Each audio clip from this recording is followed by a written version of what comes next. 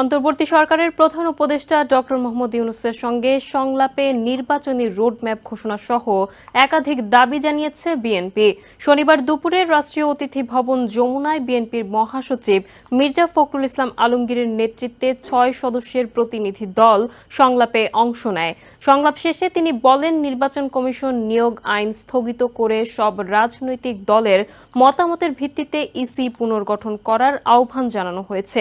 কিছু আমলা সাবেক মন্ত্রী এমপি দেশ থেকে পালিয়ে যাচ্ছে। কিভাবে পালিয়ে যাচ্ছে তা খতিয়ে দেখার দাবি জানানো হয়েছে দলটির পক্ষ থেকে।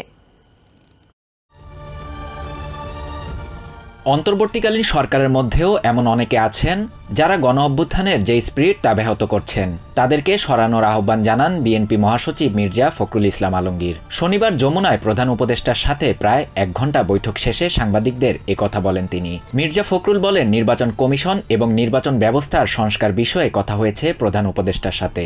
নির্বাচন কমিশন নিয়োগ আইন স্থগিত করে প্রধান রাজনৈতিক দলগুলোর ঐক্যমতের ভিত্তিতে অনতিবিলম্বে নির্বাচন কমিশন গঠন করার প্রস্তাব দেন তারা। এছাড়া নির্বাচন কবে হবে সে বিষয়ে দ্রুত একটি রোডম্যাপ চাওয়া হয় দলটির পক্ষ থেকে। তিনি আরও বলেন, জাতীয় পরিচয়পত্র স্বরাষ্ট্র মন্ত্রণালয়ে নেয়ার সিদ্ধান্ত অধ্যাদেশ দিয়ে বাতিলের দাবি করা হয়েছে। বিতর্কিত কোনো ব্যক্তি যেন নির্বাচন সংস্কার কমিটিতে না যায় সে বিষয়েও লক্ষ্য রাখতে বলা হয়েছে।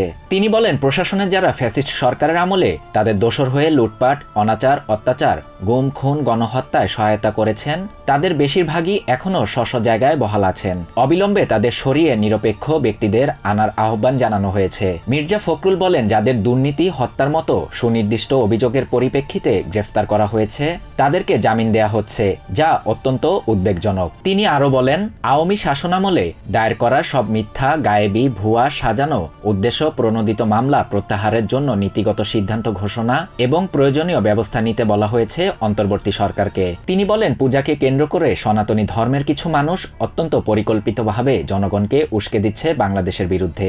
তারা অপপ্রচার চালাচ্ছে যে হিন্দু সম্প্রদায়ের উপর অত্যাচার হচ্ছে, নির্যাতন হচ্ছে, বাংলাদেশের সংখ্যালঘুদের উপর নির্যাতন করা হচ্ছে, এটা বলা বাংলাদেশের বিরুদ্ধে একটি ষড়যন্ত্র।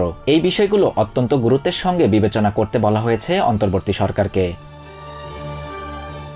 শাহরিয়ার শাফাত, TVN24 news desk. New York থেকে সম্প্রচারিত TVN24 টেলিভিশন বিশ্বজুড়ে বাঙালির কণ্ঠস্বর।